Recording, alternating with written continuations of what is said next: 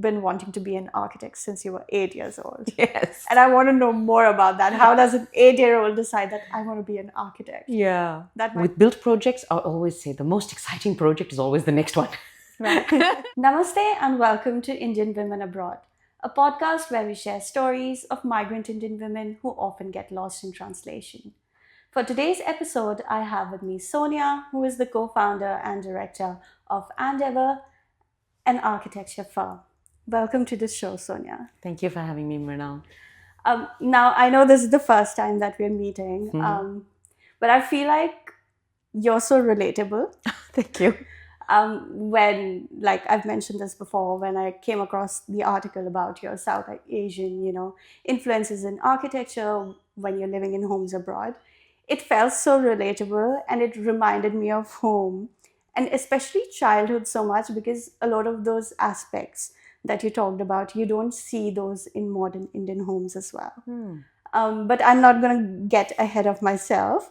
We're going to start with your story. If you could tell our audience about where you're from. You told me that you're an Indian by descent, your experience growing up in a different country, and we'll take it from there.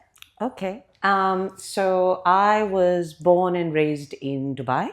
My parents were one of the earliest waves of migrants to the Middle East in the early 80s. So that's where I was born and raised.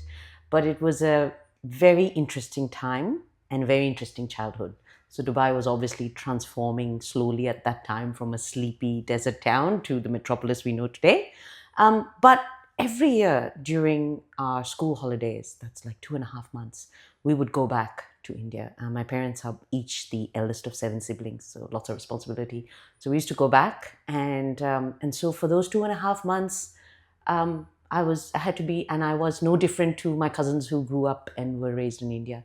So that was a lovely experience. We would go back to my mom's hometown, my dad's ancestral village, and as a second generation,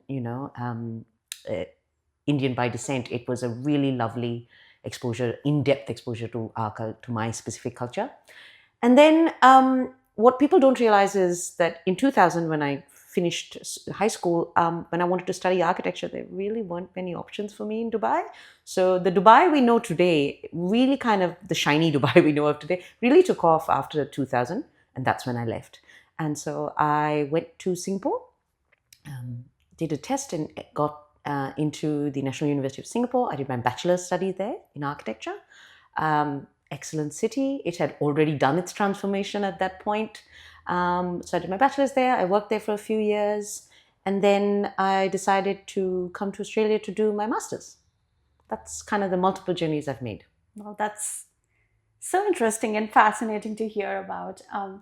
And when you talk about, you used to travel to India for a couple of months, where were those places that you traveled to? Sure.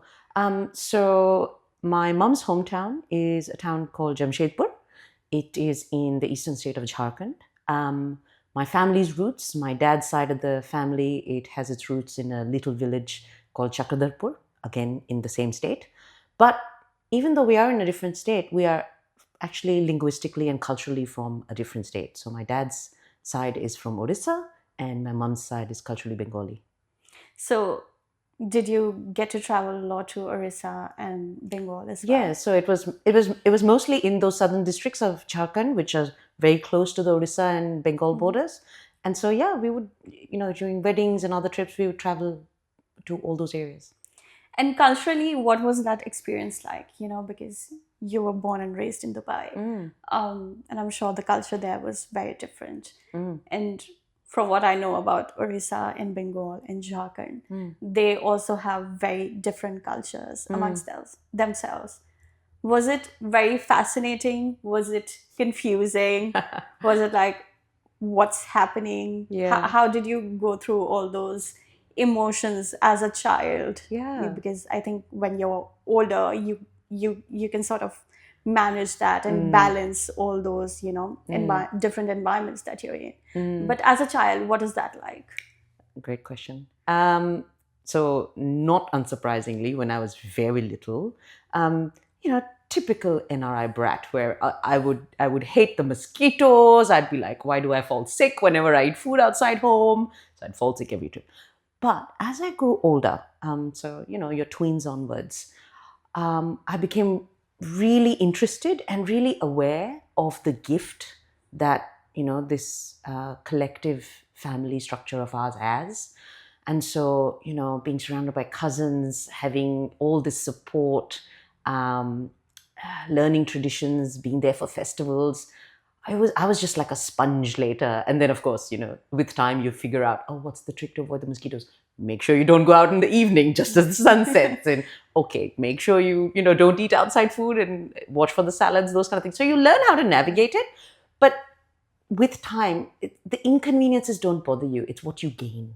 Right. And it's that love from family and that wider support network that you've got, which is so different from when you're an NRI kid in a nuclear family. So I got to experience the best of both, really. I got to, I can understand nuclear family has its own kind of calm little center, but the extended family has its own joyous, lovely beating heart. And one of the good things about that and being exposed to both those extremes is from very early on, I was constantly observing sort of the different patterns and how people like to live. Right. Because obviously I had this deep immersion in our own specific culture. And then when I would go back to Dubai, I was so fortunate to have access to people from so many different nationalities, whose homes I could go to, whose traditions I could see. So, friends from the Middle East, friends from other parts of South Asia, friends from Southeast Asia. So it was super diverse. And so being able to then compare those experiences when I went back to my hometown, my village, was also really nice. And over time, you just kind of see the similarities and the oneness of things rather than the differences. So what are those similarities? Well, I think the biggest thing is that with a collective culture, you can have different people and different settings to meet your needs. Right. It's very hard for, in a nuclear family, for, between all the multiple things you're juggling, for, even your parents or your sibling to always, have the right words or the right support that you need. And sometimes it's, that little word of advice from a Masi, or that little pat that you need from your grandmother to go, it's okay, you're stronger than this, those kind of things. So I think it's that you can't get everything from, the one or two people that are in your Right. life. So, yeah. So, just on your experience with your family, it also makes me think about, because your parents immigrated to Dubai, but you were born in Dubai. How, like in hindsight, what do you feel like? How easy or difficult was it for your parents? Because, they grew up in a very different environment. And of course, they had all those influences. But because you were born there, you also had very different influences from your external environment. What do you think, like, what was their experience like? Yeah, so I don't think as a child I fully recognized how hard that experience was. And then later, when I migrated and set up my family here, I fully understood. I was like, now I know what they went through. But what the compounding effect they had was that communication in that time was really hard and very expensive. Like a phone call, if you more than 3 minutes, would be ridiculously expensive. So you had to rely on your lovely blue, the telegram, not telegram, the letters that you Right. folded, the blue ones. So it was letters back and forth. It was really hard to be able to see family. That once a year was all the opportunity you got. But what I'm trying to remember. But what they did not struggle with in Dubai is that there was such a huge South Asian community there, like huge. I feel like Dubai has, as a proportion, it still has a lot of South Asians, but as a proportion, it now has fewer South Asians than it used to. So there was, so many South Asians from every corner of South Asia there. So they kind of also felt familiar, if that makes sense. And, the climate was not that different. Right. So that was not a stretch for them. So it was humid. I think that's probably the main difference, because our hometowns are more within the central plateau, so a bit drier. But there were lots of other things. And so, even the Middle Eastern culture in Dubai, it's so communal, it's so welcoming, and there's a lot of mirroring there. So they didn't feel, whilst there were things that made missing home really hard for them, there were things in the new home that really resonated with them and made it so easy. Yeah.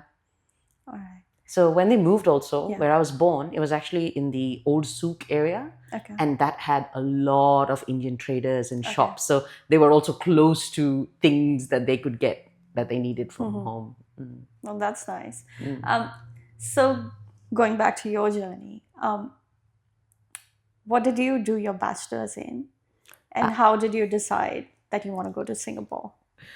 I wonder whether there's a backstory there on how I even convinced my parents to do architecture. So I went to Singapore to do my bachelor's. And what was the second part of the question?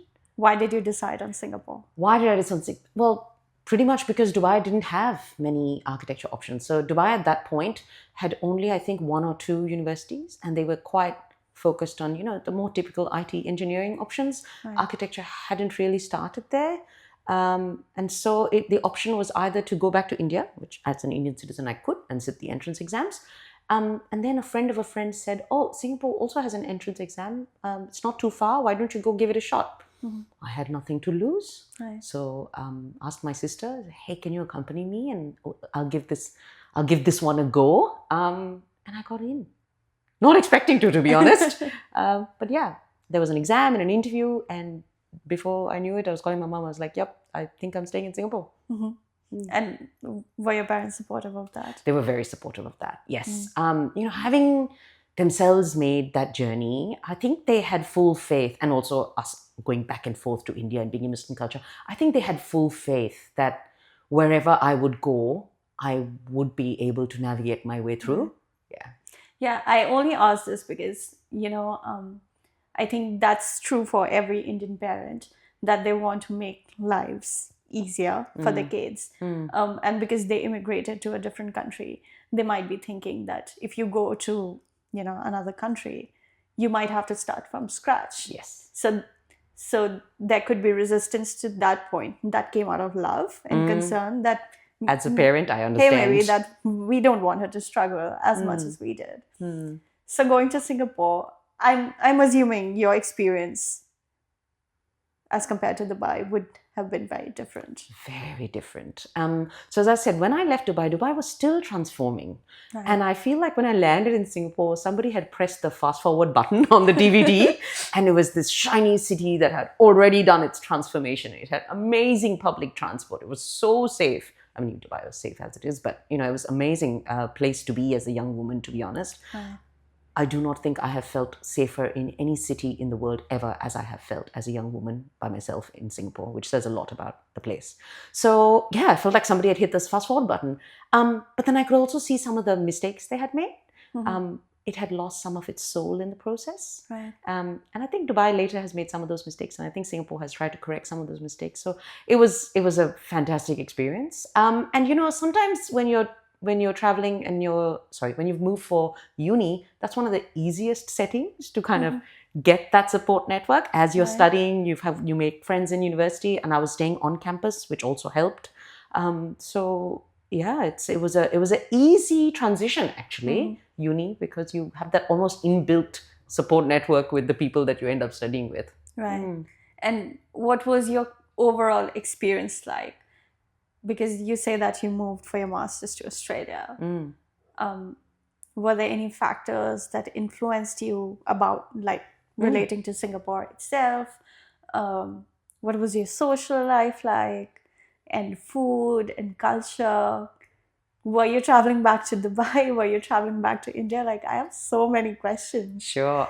Look, if I had to joke, if food was the reason to stay in the city, I would have never left Singapore. The food was amazing. I still joke. I have so many friends there, and my list of things to eat is longer than the list of people I have to meet, which says a lot. The food was amazing. So I really missed that. And I felt like I had a really diverse circle of friends there, because Singapore is, quite it can be a plus and a minus, because it's this, amazing meeting point for the world, just like Dubai has always been also. But often what happens is it's often just a transitory point too. People don't stay too long sometimes. So I had an excellent, diverse social circle, but actually I realized over time that people would move away and come back, and so it wasn't a very stable circle as much. But my university friend circle was fantastic, and we were close all the way through. And I think my university experiences were brilliant, rarely an issue.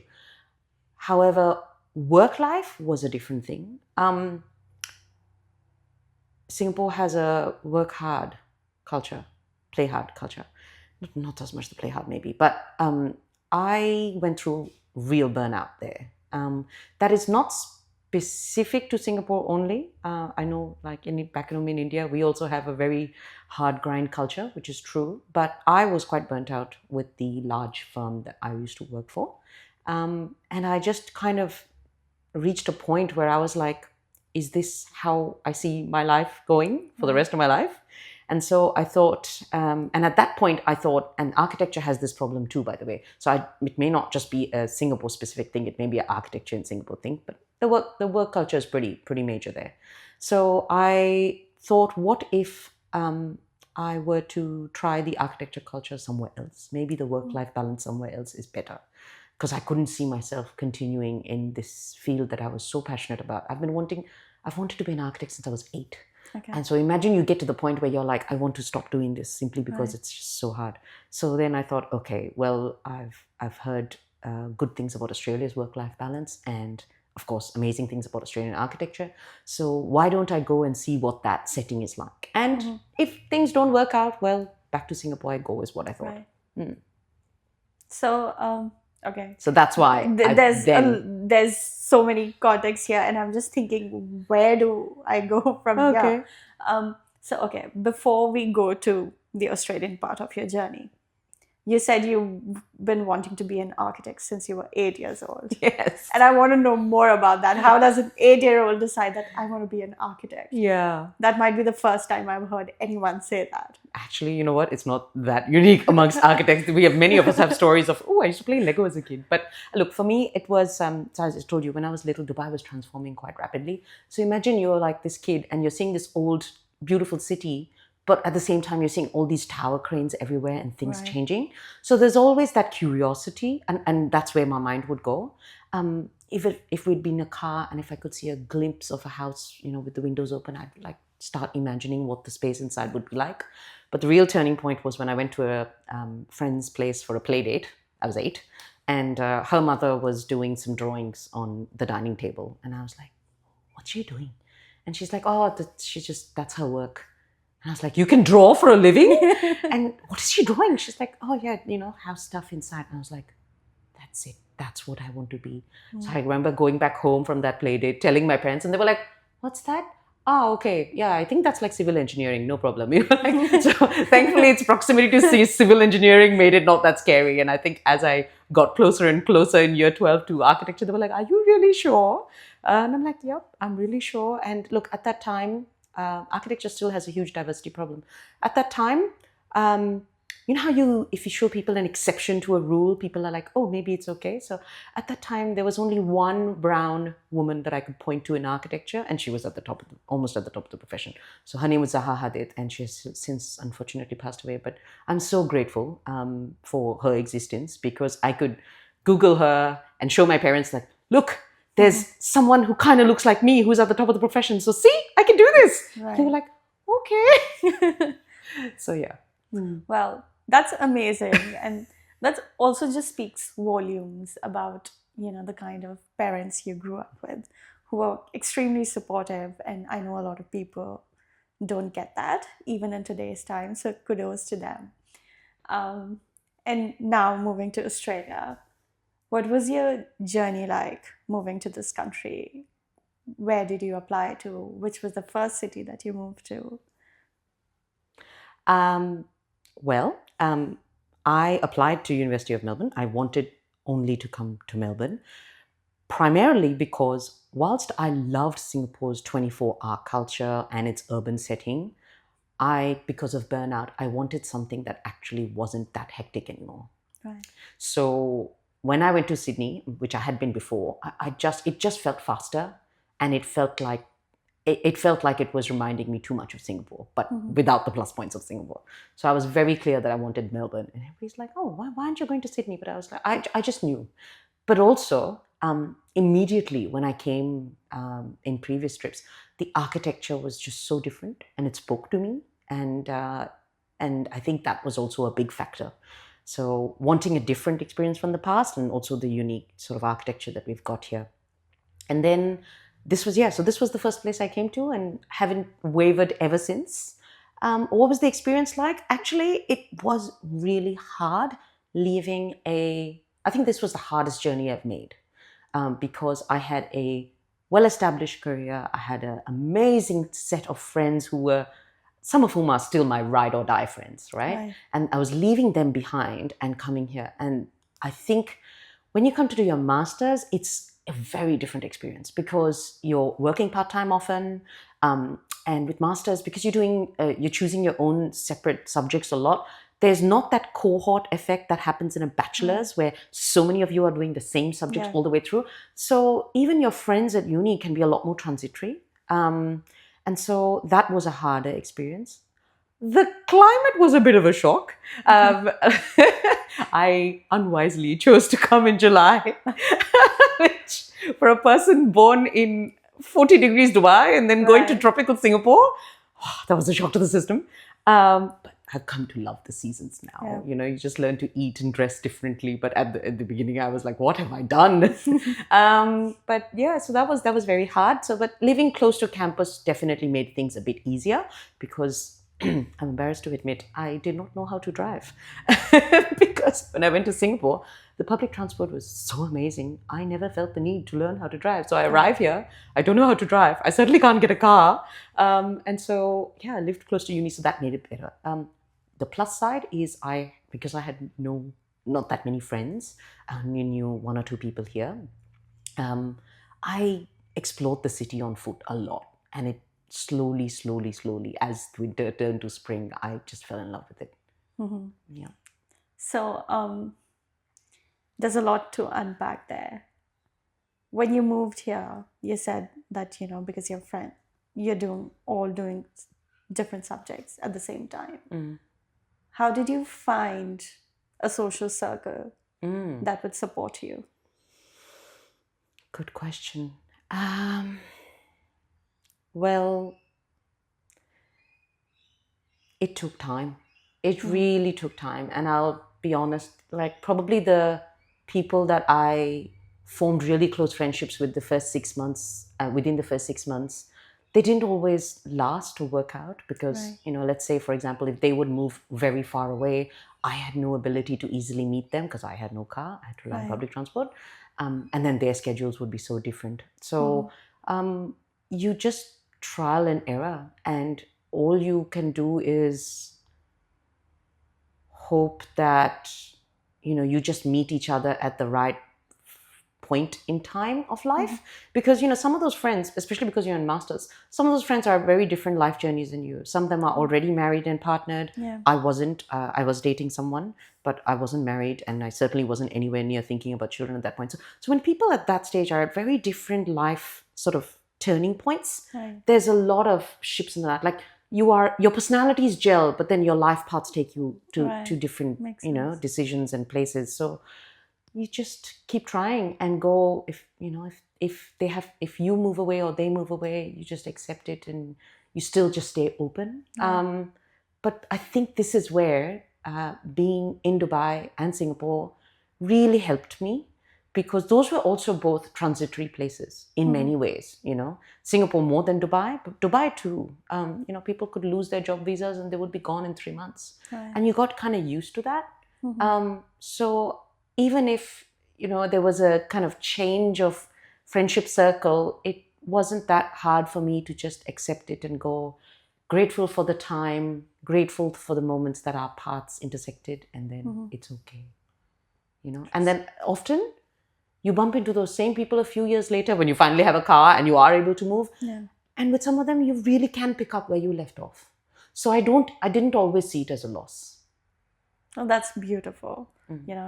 to pick up where you left off. Mm. That's, I think that's something that's going to stay with me for Just a long takes time. time.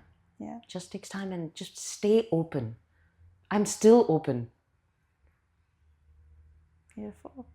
And being a student, I'm interested in knowing, like, you're saying that, architecture, you don't see a lot of women, and then you don't see a lot of South Asian women.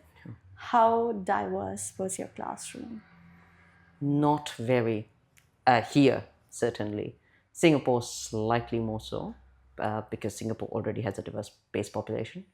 Here, I would say I was one of only two South Asians in the whole cohort, which is very different to how it is now. Um, and I was certainly the only South Asian female in my cohort at that time. There were fortunately other people in my cohort from Southeast Asia who I felt I could connect easily to because I had come from Singapore. But yeah, architecture in particular at that point in time was not a diverse faculty, and so you had to answer some really bizarre questions. Like, a lot of people aren't really aware that actually India has, for example, had modern architecture since post-independence, and so they're like, oh, so you're pretty good with modernist architecture, and I was like, why shouldn't I be? So there's a lot of lack of knowledge at that point. But in terms of being able to make friends, I found it actually not that hard. Most people were just curious, and you had to get past the awkward comments and just try to find what was common. But yeah, there were some not great experiences, but actually they were less to do with my cohort and more to do with the people that were teaching me. And do you think that's still the case? The cohort is a lot more diverse. Like, I see so many so many more South Asian students from every part of South Asia in architecture or in urban planning and landscape and all those other fields that are within the school. Yeah, I'm still disappointed with some of the stories I get told by the many people I've mentored as to the problems they've faced with the biases of sort of the older people in the profession who come into the university and do critiques, because we've got design subjects and there is a practicing architect who will come in and do critiques. And I'm disappointed, but also not surprised. I know too much about the profession now to no longer be surprised anymore. Not much has changed in that regard. So you feel like there's a long way to go still. Long way to go still. Yeah, still a lot of jolly racism and cold-eyed manipulators out there. It's really, you're at a very vulnerable point in university. You're trying to form your opinions, and share what your lived experiences are. You're trying to bring them into your design. And imagine you are then met with someone who belittles it. You close off.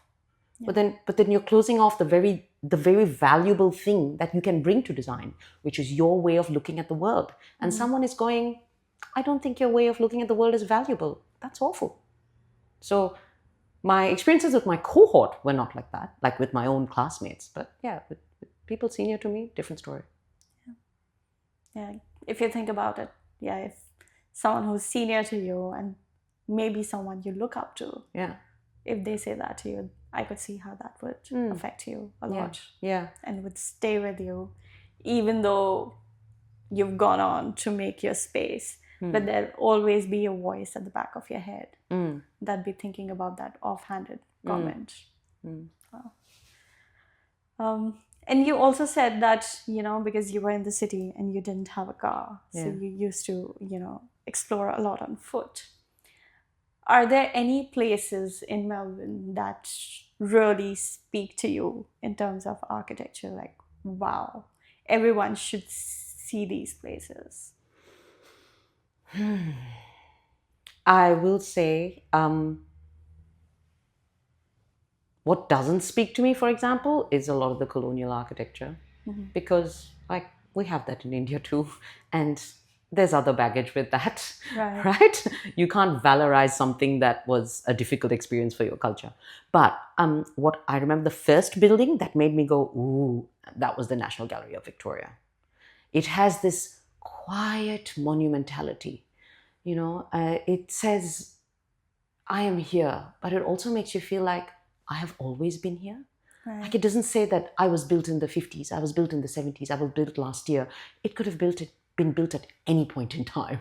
And Right. it still feels contemporary. And just the little magic of the water wall, that little moment at the Yeah. entrance, and of course the way the light comes inside, all those things. So I remember the first building that really touched me in Melbourne, and that was, way before I even migrated here. I had actually been Mhm. to Melbourne when I was like 9 or 10 years old, just for like a Right. holiday, and that building, I think, stayed at the back of my mind. Right. So that building, yes. But since that point, I think the other bit of architecture that has really stuck with me is this amazing project out in regional Victoria, like super far away.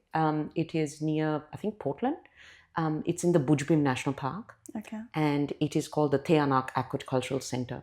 Okay. And the reason it is so powerful for me is because it feels like it is the first building and project that I've encountered which has centered the story of First Nations, Indigenous people first, and actually the architecture has set back, and it has actually said and sets you out into the landscape, into the middle of this body of water.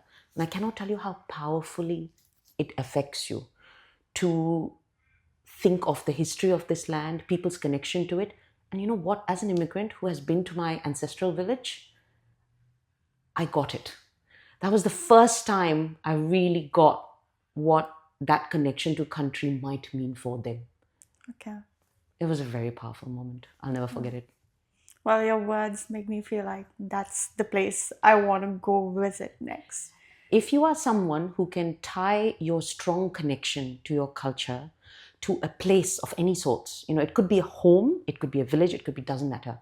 Once you find that connection, it is so easy to then look at our First Nations people and go, I support you so wholeheartedly, and I'm so deeply saddened by, their connection to country being severed and the fact that they're not being given so much of that back. That is so beautiful. And sitting here, just your passion about, how you're expressing that. I literally have goosebumps right now. And I don't think a lot of people can sort of portray that because architecture is so visual. But the way you talk about it and the way you tie it with stories of immigrants, um, with First Nations, I think that's so amazing. Architecture is the container for our lives. Right. Of course, it's going to affect us. It's the backdrop, but it's there, but it facilitates, and it's how it makes you feel, how it allows you to feel. Right. A piece of architecture can also make you feel unsafe. It's also true. And home is clearly the most powerful emotive word you can say Right. to any migrant, because Right. that word is constantly shifting in and out of focus, isn't it? It is. Talking about home, I want to know, like, when you finish your masters, did you instantly know that Melbourne was going to be home? Yes, I think I did. I have an unfortunate talent for graduating in financial crises. So when I graduated, it was the global financial crisis. So it wasn't more a case of whether I wanted Melbourne to be home. It's whether, I would be able to land an opportunity or not. But I was very clear that come what may, Melbourne would be the setting that I was in, because I just felt that in Melbourne, between its, waves of migration with Italian and Greek migrants, I just felt like being an immigrant architect was something that I would be able to explore more in Melbourne that I would be able to than I would be able to in any other part of the architectural scene in Australia. I So, felt like I could bring that lived experience and right. voice out here. So, when you graduated from your masters, what did you do next? So because I graduated in the global financial crisis, I was very fortunate that the same firm that I was working for as a student, part-time, whilst I was studying, said, yes, actually, we would love for you to continue. So that was, and this is why I always tell students, if you can juggle studies with work, it's this bit of a safety net. And so I just continued there. And I think I stayed there in the end for almost 7 years. And then in that interim, I had my first child. And then, having a child completely changes your worldview in so many ways. I also went through a second round of burnout. and started questioning my place in the industry, came across various other hurdles, and I was almost actually ready to say goodbye to architecture. And I was bidding farewell to a colleague who was about to go and start up his own thing. Like many architects do, after you work for a couple of years, you decide, yep, time to hang up my shingle. And, I was wishing him all the best. And he said, well, what are you going to do? And I thought, I don't know, I'll figure it out. And we had actually worked on some sort of smaller projects on the side together, and we always supported each other in the office. So he said, let's do this together. And I was like, I was terrified. I was terrified. Even though I knew I was extremely capable, I was terrified. But I also knew that if I could get past the fear and just look at this opportunity for what it was, I changed my mind in 7 days and came back to him and I said, let's do this. And so then I went into practice with him. Okay. And we've had our practice for 11 years now. Wow, that's amazing. I feel like we've jumped a few steps. So I'm Sorry. No, that's completely fine. It was fine in the story, but with the questions that I have. Because we talked about your first child, but I'm interested in knowing how you met your partner. So we met through common friends. We were long distance for a bit. And then we got to spend some meaningful time together when he moved to Melbourne. Okay, so he was not in Melbourne? No, he was not in Melbourne. He was in Brisbane. Oh, that's interesting. And how did the process of introducing him to your family go about? I told my family very early on. I'm not very good at keeping secrets. So I told my family very early on, and they were very understanding with look, until it's serious, we don't want to know anything. So, fair enough. That was also great that they were like, if it doesn't work out, we understand. Right. But then it was working out. And and then it was, the typical thing of, okay, now you need to know that this has been a while. And I think where we would like to sort of spend our lives together, take him back home to meet the family. Family meets him, then family meets his parents, and you know how it rolls. And I'm always interested in knowing, how do you know that this person is your person?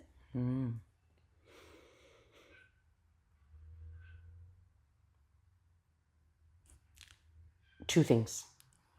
One, I think respect, really. I have never felt that anything I have ever asked for support for, or, sometimes I've not even asked for support, and it's just been offered without me having to ask sometimes, which is, oh, you need to do this. Okay, how about I move things around to help make that happen? So that I always felt deep sense of respect from him, which was not always easy to come by as a South Asian woman. But the other thing is also, to be honest, we were quite young, and you really don't know, to be honest. Every relationship is a gamble. It is. Yeah. It is a path of trust, and there are so many versions of you. I think somebody told me something really fascinating yesterday, which I have to share. Did you know all the cells of your body are replaced in 15 years? Yes. So in 15 years, there's literally a whole new person. And we've now known each other for over 20 years. So, apart from the cells, you are incrementally changing. And so, you may be like this on day one, and then you change, and then you circle back. And it's navigating those twists and turns, really. And you don't know how that is going to pan out, no matter where the start of your relationship is. So every relationship is a gamble, and you just start with respect. Yeah. Well, that's beautiful. And, you talked about people changing. And I read this quote that love is not love when change finds. It's when you love the person and every version of every that person. version of them. You learn to love. We are not the version. same person that we were 2 years ago. Yeah. But how lucky we are if we found someone who loves you even today and 2 years ago and 2 years after. And it takes effort. It does. And it takes communication. And oh my God, communication is not easy. You have to keep becoming a better and better communicator. When you're young, you almost understand by osmosis, and then you have all these other responsibilities, and you have to communicate even more. So it's just a constant process, but it's a constant choice. Right. And So, the reason why I asked you about your partner is you said that, you went in to start your own firm. And being in a foreign country, I realized that you have a very limited circle of Mm, support. mm, mm, And generally, it's just you and your partner. mm. Yeah, You're the only two people yeah, with. no family here.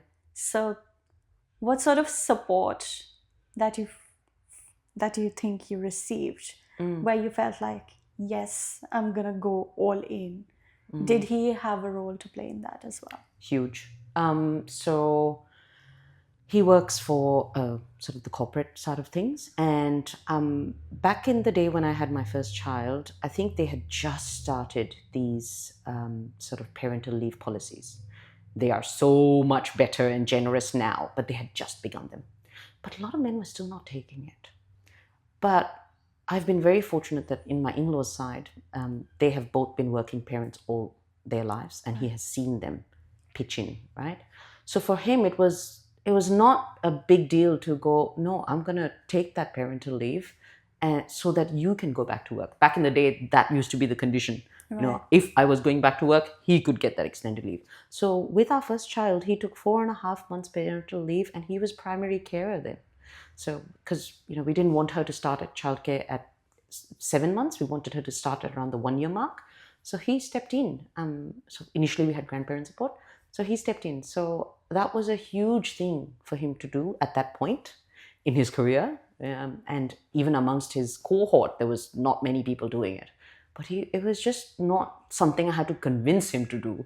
It just happened. He just offered it up, and immediately he's like, I was going to do it. And it was hard. It was hard.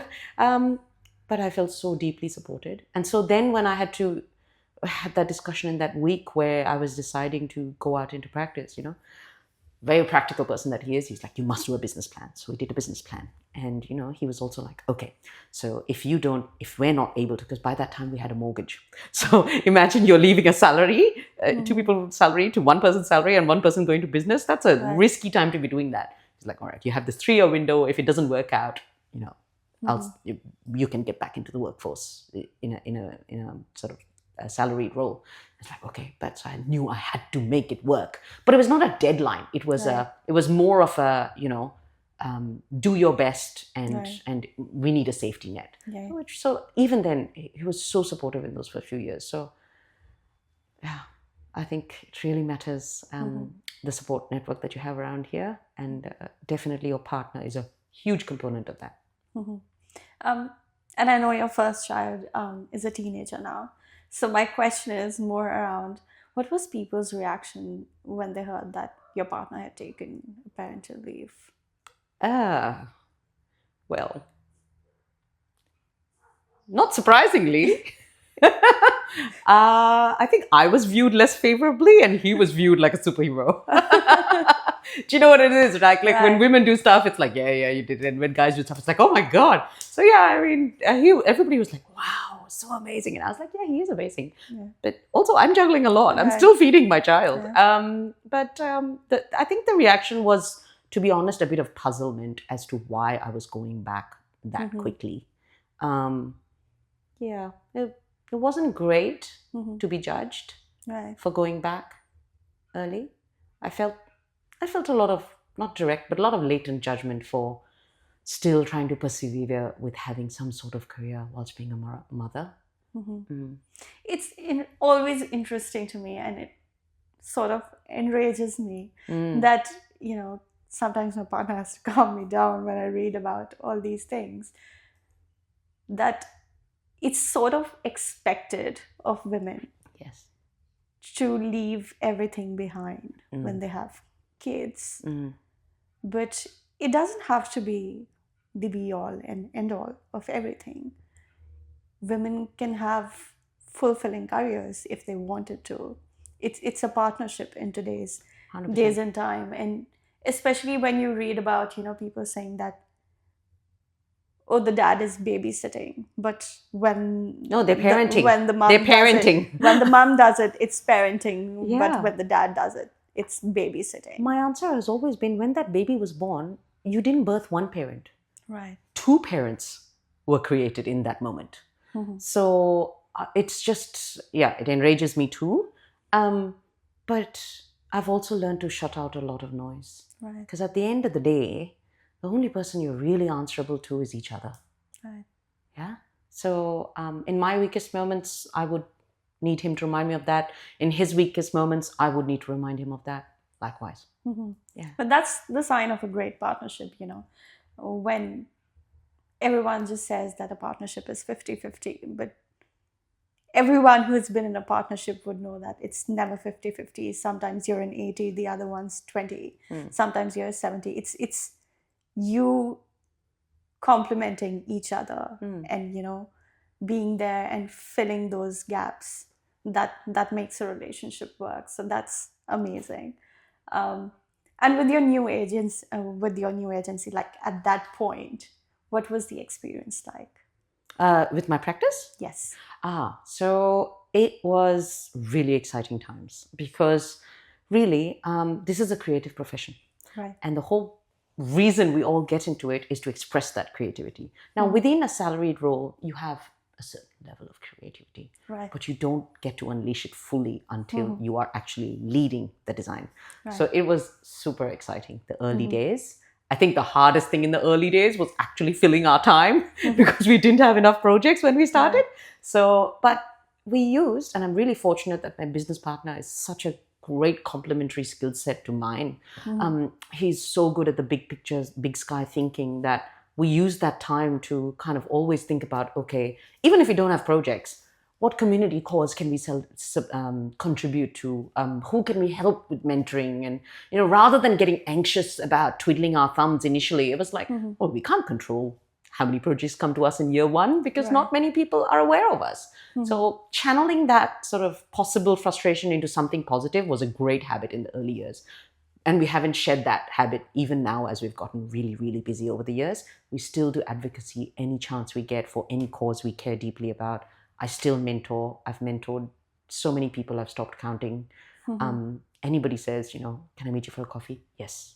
Advice? Yes. So, yeah, and it's been so wonderful to be in partnership with him because it's, again, like a whole other partnership, but like a work partnership that is very supportive. And so, interestingly, our parenting phases have kind of almost been like passing the baton. I was a parent early on in the business. And now that my children are older, he's got a young child of his own. So, it's like we're supporting each other through that in practice. And you said that, in your free time, you would also do a lot of advocacy or think about other projects. Is there one particular project that's feels very close to heart to you? In all the years that we've done? Yes. Advocacy or built projects? Either or whatever. Where with built projects, I always say the most exciting project is always the next one. Right. You ask any person in the creative profession, whether they're a musician or an actor, they'll always say the next one. Because at every point, you want to push yourself more the next time. You're like, I've done this, I'm capable of this. Now what else can I explore? So in terms of built work, I'll always say the next one. But in terms of advocacy, I would say the thing I'm most proud about is when we've contributed to our city. So for example, back in the days when the East-West Link, which is a while back now, East-West Link was being discussed, we actually came up with the community proposal because there was a section of the community that was going to be very badly affected by, and also the environment, by one of the proposed ramps that was coming off the CityLink freeway. And so we actually proposed that rather than harming all this ecology, which is also country when you think about it, everything is country. So rather than harming country and harming all these local residents and community, why don't we actually do it through this industrial precinct that is currently sitting still abandoned, but finally the government has a master plan for it. And we actually created those visions to actually explain to the deciding committee that were deciding on that application that there is a much better outcome in a different location. We're not saying don't build it, we're saying do less harm. And I'm so proud of that because I think that fed into the committee's decision amongst many other excellent reports that were given. So we to be able to do that, to fight for community, to fight for ecology, to fight for better built outcomes, to fight for revival of what are, underutilized spaces in the city, I'm really proud that we could contribute to that. Well, that's beautiful. I think, especially as someone who's grown up in India, we've seen so many flyovers and highways built that have disturbed towns and cities, sometimes killed businesses because of all those flyovers. So to think about, all those projects where you've been doing advocacy and delivering better outcomes for the community, that just sounds so amazing. And it also sort of highlights to me the role that architects play in the community. And that's not something that you hear about often in the mainstream media. Yes, that's Sure, you would hear about maybe deforestation and things like that. But the way you think about, the way you explain that we actually built it in a different area, that's so impressive. Well, architects are optimists, and I think architects are really, people think of us, yes, we're creative, but I think people forget the part where they forget that we are creative problem solvers. And we understand built scale on many scales: urban level, building level, interiors level. So that problem solving skill, that creative problem solving skill, can be applied to so many broad things. I mean, architects often go off into very different fields that are not core architecture. Right. And they're able to make some really good contributions because of that broad-based design thinking training that we've got, which has actually now become so valuable that I believe there's separate courses that you can do on just design thinking. So I think I feel like if you are given the skill through your education, it's almost like your duty to do it. I suppose some of that sense of duty and community, all of that also comes from my culture, my upbringing, my values. Right. So, yeah. Well, that's beautiful. I think a lot of people should be thinking the way that you think. That if you've got a skill, it's your duty to put it to use. That's extremely powerful, and I hope people are listening to that. And I'm also interested in knowing more about the name of your practice. Like, I know you've talked about the different things that you do, and it sort of makes sense to me. But for someone who's watching it, could you explain why you decided on that name? Sure. So our practice is called Andever. And, we're trying to evoke that sensation of forever and ever, because whatever change you make in the built environment, it lasts a long time. Particularly if it's built well, a building can easily last 150 to 200 years. That is well past our lifetime. And that could see multiple generations through. So the reason we kind of evoke that broad and ever thinking is because we want people to kind of zoom out, to think of the big picture.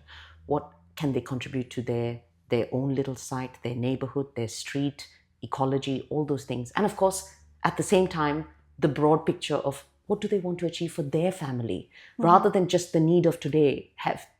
Encourage them to think of the whole life cycle of how their family would use that space. And similarly, if it's a commercial project, we think of the whole life cycle of, what happens when people who are working in that space, what is their daily experience like? What other uses can that same commercial space be put to? Is there good quality of light and amenity and breathing and ventilation? So it's the big picture things that we really focus on getting right, because the fine detail is a given, but you need to get those big picture moves right. And also need to focus on the long term, because these are very expensive, major investments always. At least in a house, it's probably the most major investment you're ever going to make in your life. Right. So it's important to have that long-term big picture view. And we want to, at the same time, with saying evoking forever and ever, we really want to bring people back to the joy that we hope they experience in that space. We want to enrich their daily lives, regardless of whether it's their home or their workplace. Oh, that's so nice. And I think You're definitely doing that, because reading the piece that I mentioned at the start of the podcast, that brought me a lot of joy, just reading that. And on that note, I know a lot of South Asian people are buying new houses, not only in Australia, I think throughout the world. Um, and a lot of people are always looking for ways that they can incorporate their culture in their homes. So for someone who's trying to do that, what would be your advice? My advice would be that you need, first and foremost, before you can even think about how to do it, as in the solution, you actually need to stop, pause, and actually come up with a cultural brief. That's what that article talks about. Because unless you have a clear idea of what that cultural brief is, you won't actually be able to go out and think of the solutions that might help deliver it. What you will, if you don't do that work, usually what happens, and this is what I've noticed and why I wrote that article, you go out into the open market. Often the open market is not designed and often does not care about meeting those needs. Right. Yeah. So you are going to be frustrated and you will often have to just buy what is available, bring it in because you feel defeated. And then later you go, why don't I feel that sense of comfort in my space? So by doing that work on the cultural brief, you actually get super specific to your lived experience, your experience of culture and home growing up. And when you do that reflection, you can then zoom in on particular spaces, particular materials, particular feelings that you wanted to generate. And then that helps you then go, how do I capture that? Sometimes it is a piece of furniture, sometimes it is a color, sometimes etc. But when you actually do that reflection, you go out into the world when you're seeking the solutions, and it's so much easier to find those solutions, as opposed to get influenced by the standard, real estate media or sort of design media here that does not exist to cater for us. They don't get us, because we're not their target market.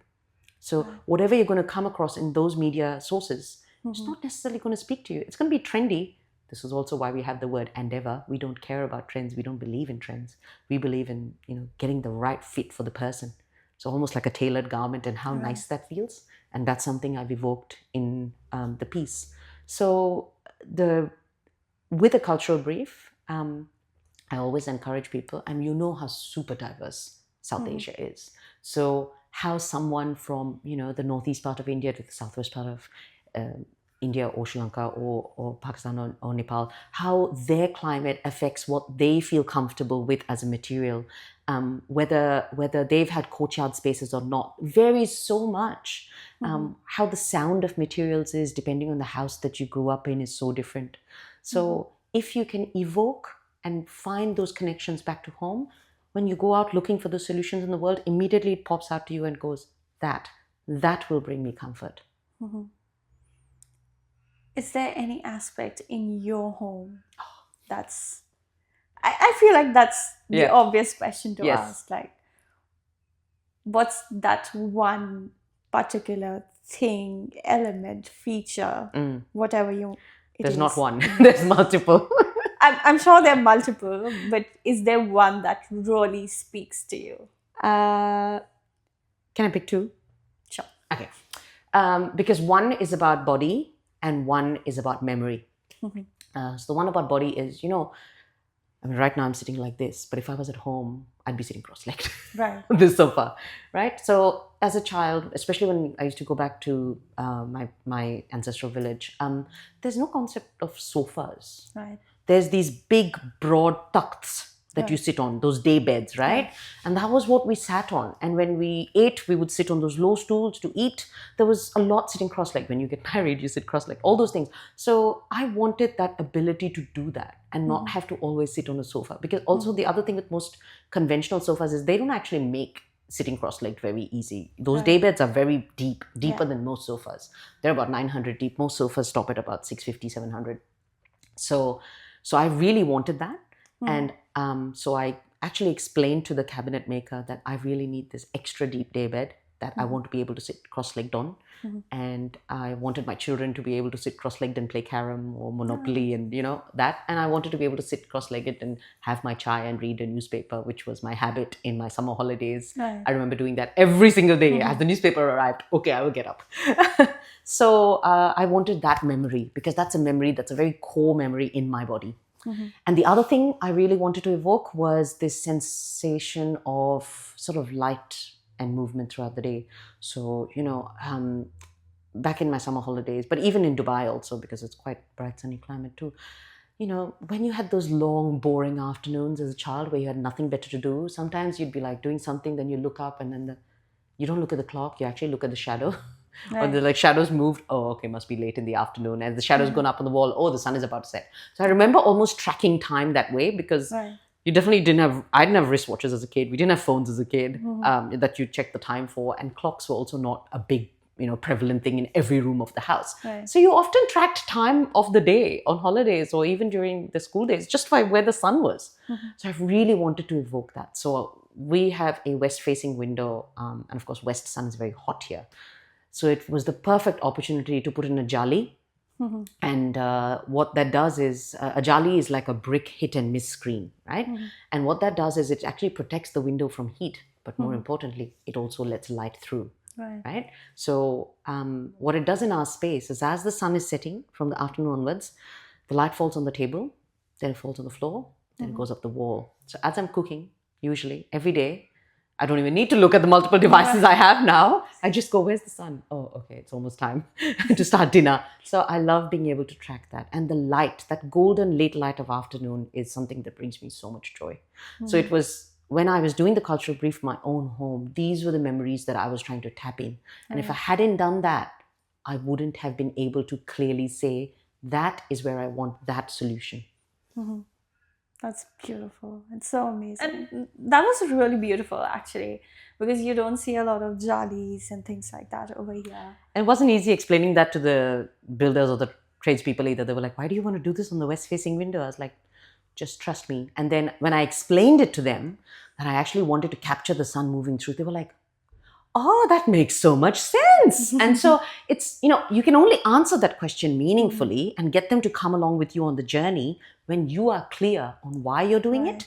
Otherwise, often, to your detriment, they'll be like, don't, it's different, or it won't work, or there'll be some reason where they think, oh, we think you're making a mistake. But when you come with that clear conviction and clarity and source, they will be with you. And this just makes me think about, you said that the real estate and all these things in general are not built for our needs or, the sort of things that we've grown up with. Do you also think that it's sort of a Western phenomenon where everything's just sort of built out for you? There's no customization. You see it in the clothes, like Indians, we wear tailored suits and everything.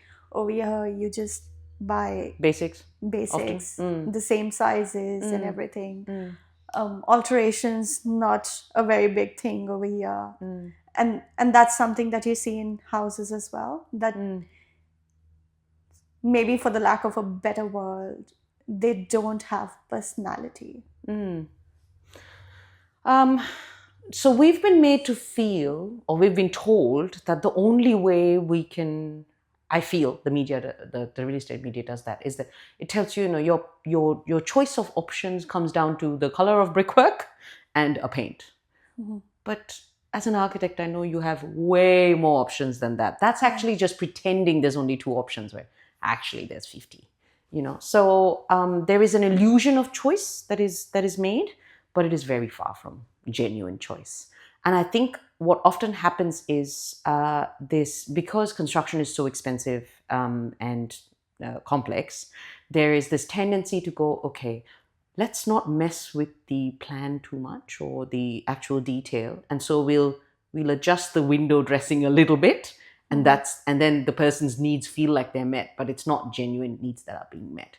The other thing is also, I think there is an aversion, again, fed by the many in the real estate industry, that somehow expressing your personality in your home is somehow going to be a bad real estate decision because you will either overinvest or that the next buyer will not like it. Well, honestly, most of us are not buying a house to think about the next buyer. Right. You're thinking about a home to create for your family. And of course, buying and selling itself is so expensive. So why wouldn't you want to get it right? And here's the other thing that I always keep countering to that argument is the buyer that comes along is going to be from a completely different lived experience, background, family setup. Many will not see themselves in your home anyway.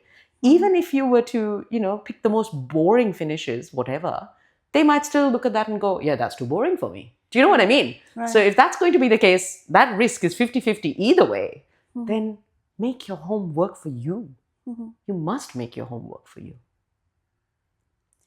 That just makes me wonder about whether there's a mismatch about what real estate thinks people want and what people actually want. Speaking from experience, obviously we're new in this country, like relatively new, and eventually we're going to buy a house, and sometimes we go on inspections. But the only houses that I've really liked are those where people have built them by themselves. Because I feel like they just carry so much personality in them, and it feels like every room tells a story, even though it might not be a story that personally relates to me, but you can see all of that. Yeah, that detail brings you joy, doesn't it? It does. But when you visit these newly built homes, all of them look the same to me. There's just nothing. They feel soulless. And even though, some houses that people are downsizing from, for example, they might not fit our need, or, what you say, it's too boring for me. But it still feels like that there's a soul in that house. And the other aspect that you mentioned is that, construction today is so expensive. For someone who maybe does not have those sort of financial resources to go about, renovating, like moving around walls and things like that, what do you think should be a solution for them if they want to bring that soul into a house? Yeah,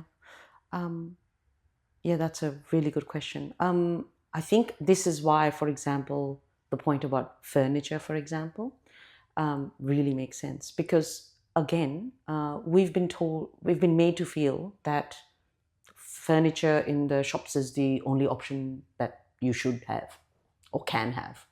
Tell you what though, that's not what the locals think either. You can commission furniture. And here's the other thing. Furniture is anyway very expensive here because most of it is shipped from halfway around the world. So if you're going to pay so much for a piece of furniture that's going to be soulless and not work for you, you might as well commission it and create it to your own taste. So you can do a piece of furniture that speaks to you. You can go for a bold finish or a detail that most people will be like, oh, why would you do that? No, it speaks to you. So for example, a very simple one, for example, is, with if you're renovating a space, you go to the cupboard handled store. You will see 5 million shades of chrome and a few occasional token shades of brass and black. Most people, overwhelmed by choice and by sort of peer pressure and media and what they see elsewhere, will go, oh, I'll just go with the chrome handle or the black handle because that's trendy.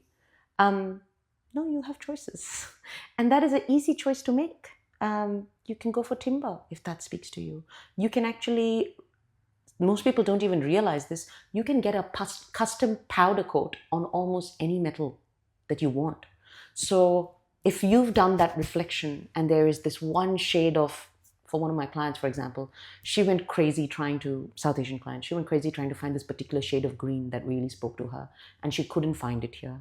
Like, it was very desaturated. It was more sage rather than green. And she was like, why can't I find the green that I want? And I was like, you know what? If you're going to look for that in a fabric, you often won't get it. But in a paint or a powder coat, you will get it.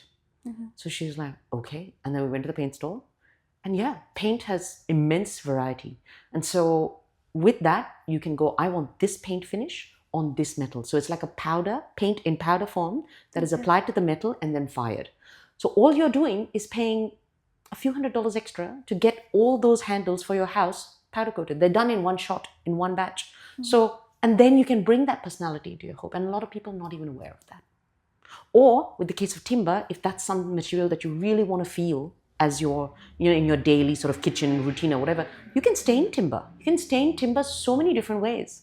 But again, there is this, because there is that hesitancy to even explore that, we don't even consider it because we haven't done the reflection on it. And do you think that's a very immigrant sort of thing where you feel like you just have to take what's being offered to you? Yeah, I have great sympathy for people who feel like they have fewer choices because as a migrant, you're navigating so much. Yeah. You're navigating a changing social circle, you're navigating, job challenges. And we know it's not easy for immigrants in the job market anyway. So you're navigating so much. And then is it any surprise to me that when you're making your biggest investment or, these big purchases that you want to play it safe because that is what is sold to you as safe? I completely understand. And part of the reason why wrote this article is to actually make people realize that that need remains. I see it, I sense it, and that you can do things in incremental ways that meet you but will not jeopardize your investment. So if the means are less, you can do it on a smaller scale. If your means are more and you can customize more in the sort of walls and such, go for it. So it was making people aware of the need and actually reassuring them that this will connect you to a deeper part of you. And the response to that article has blown me away. I've never expected it to have as many views as it had. The number of messages I've got about it, it has really touched a chord in the community.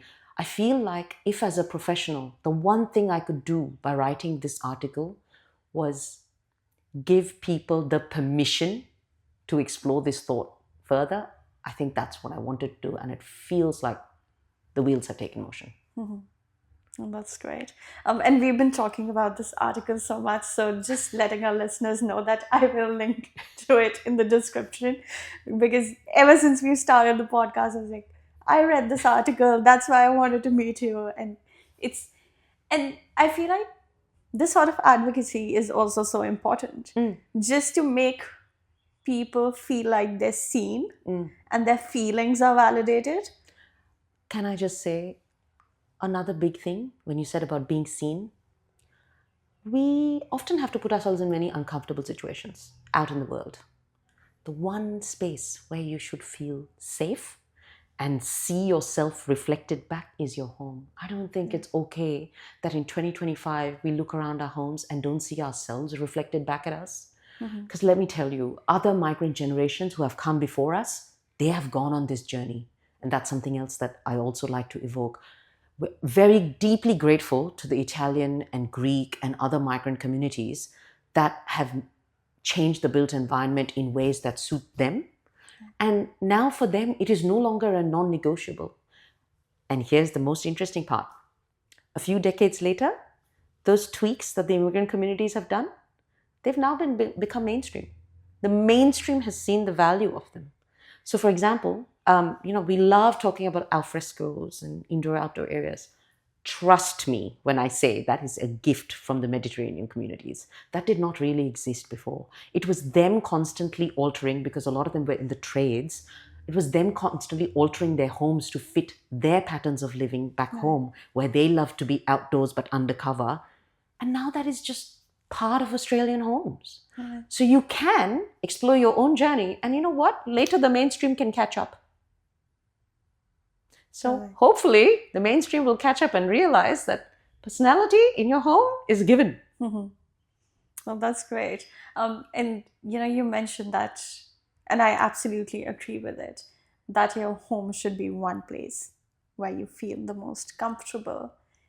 And being from, the Indian subcontinent, it's so important, I think, because a lot of Indian women even when they're living here, they may not be working full time or, being a housemaker. So for them to be comfortable in their own space, I've seen kitchens in the new homes, and we feel like, yeah, that does not suit our needs, because Indians in general and South Asian cultures in general have such elaborate cooking processes. Our utensils are huge, and the sinks over here are just so small. They don't even fit one kadhai or something. So, how important do you think is that in the sense of the culture that we come from? So your daily routines absolutely have to influence that. I will say, actually, a sink out there exists that is massive. So one of the problem with the standard sinks is it assumes that you have fewer dishes. And this is, again, it's based on a standard pattern of how people here like to do it, which is there's a few dishes, it goes in the left one, it soaks in that, and then you wash in the other one. Right. That's how the sinks are set up. That's why there's a double bowl. That does not work for me because exactly what you said, big kadais. So I have one big sink with no divider and no drainer. And so I have sacrificed the maximum space for the sink so that I can get all my kadais and bartan the minute I've finished cooking into that sink, rather than losing counter space on two tiny sinks and a drainer. But it's knowing that, it's having that clarity that then when you go into the shop and see that and you go, this one, I want this one. So it's when you have that clarity, it immediately jumps out to you. So I would say, whenever you are going about your daily routine, these little niggling points where you go, this bothers me, note that. That needs to be part of, your brief of how do I solve this with the right product. And it's only when you note down those little inconveniences that you find those solutions for it, or you can find solutions for it. So in terms of cooking, I will say something that also gets missed is the amount of prep space that we need. And people often don't think of the work triangle, which is stuff comes out of the fridge, you need somewhere to put in the counter, and then you need to take it to the cooktop area. So think about that work triangle, but also think about how much prep space you need, because sometimes I've seen kitchens, the standard format is there is a cooktop, but there's hardly any prep area either side, and the fridge is jammed right next to you. That does not make sense.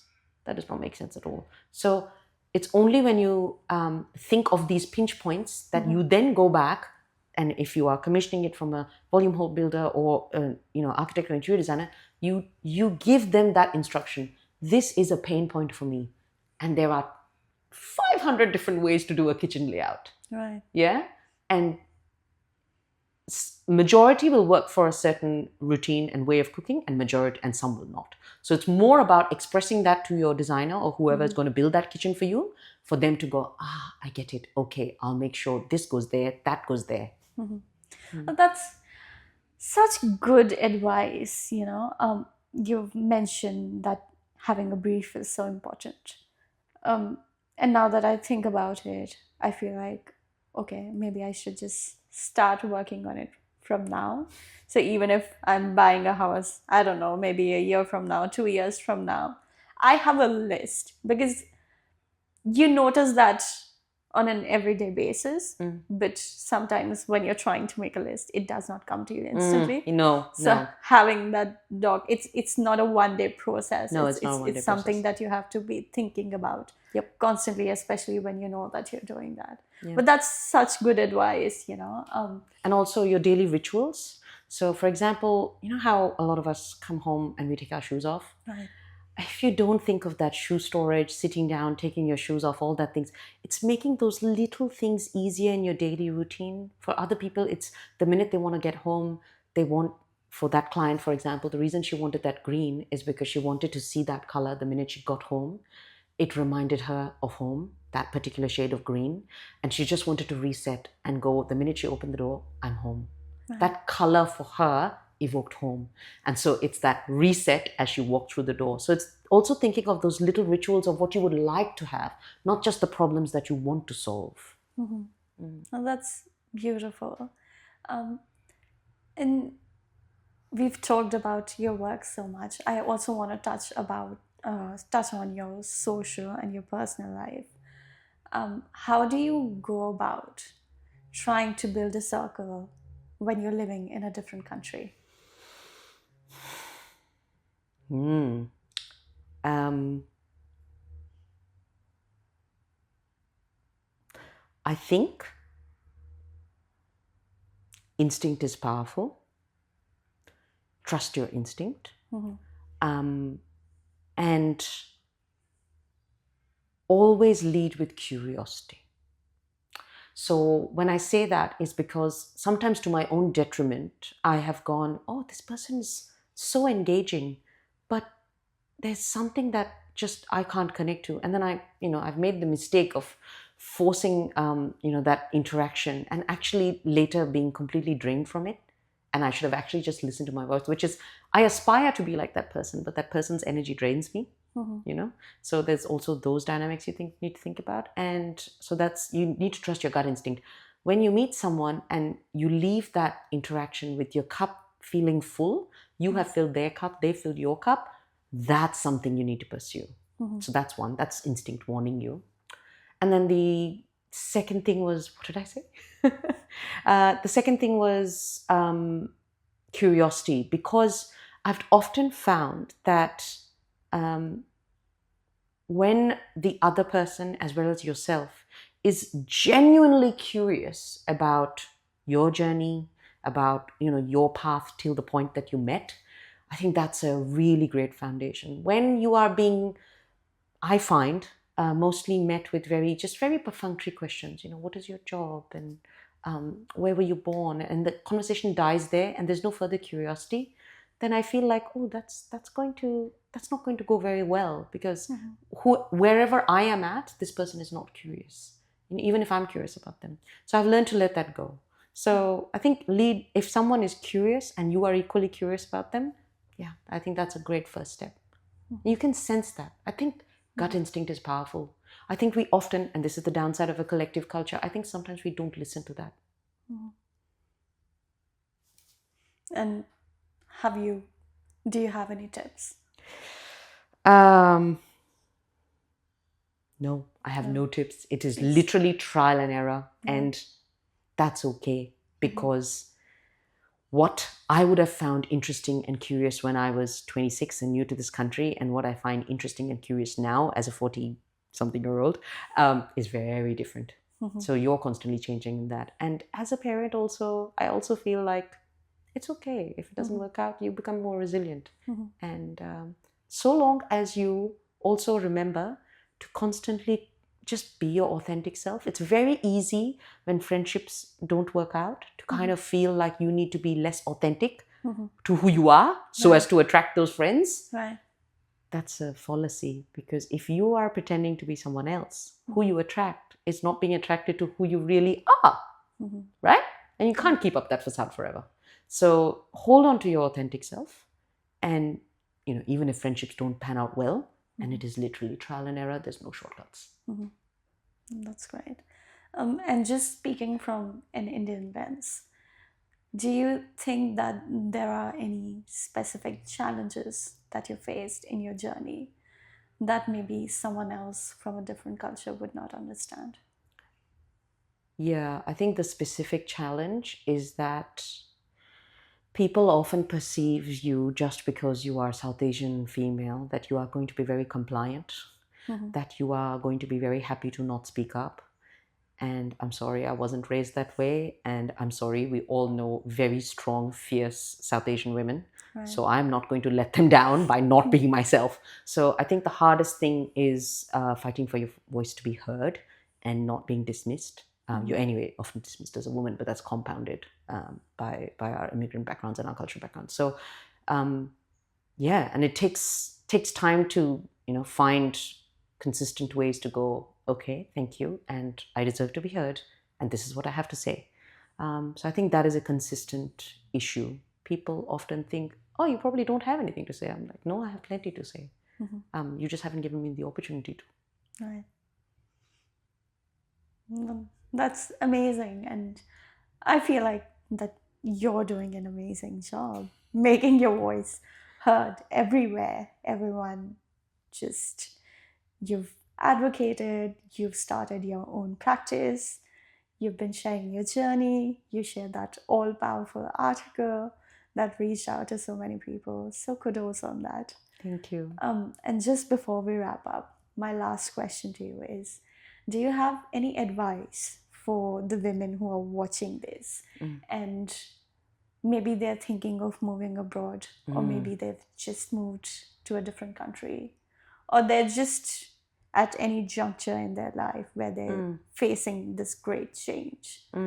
What would be your advice to them? Firstly, you are a lot stronger than you ever imagined you are. I really need to say that. I believe this with all my heart. I believe South Asian women are incredibly strong. We have survived a millennia of a particular flavor of patriarchy. We can survive anything. Secondly, I would say, yes, it is lonely. It is scary at first.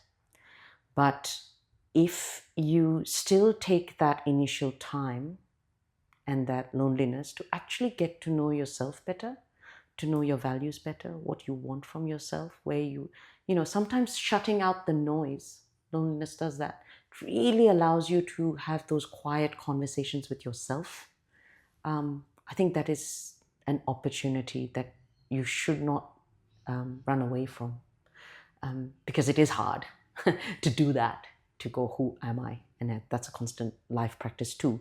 So yes, loneliness is hard, but you can find that opportunity in there.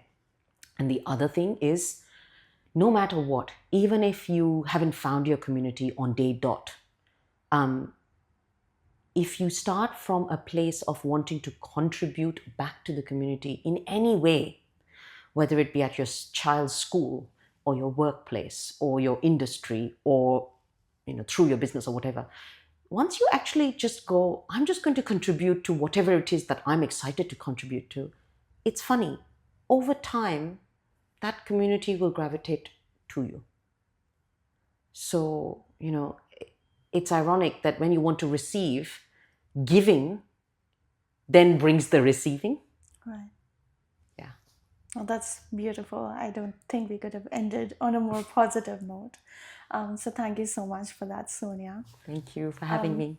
And thank you so much for watching. If you liked it, please like, comment, share, and subscribe. And we'll see you next time.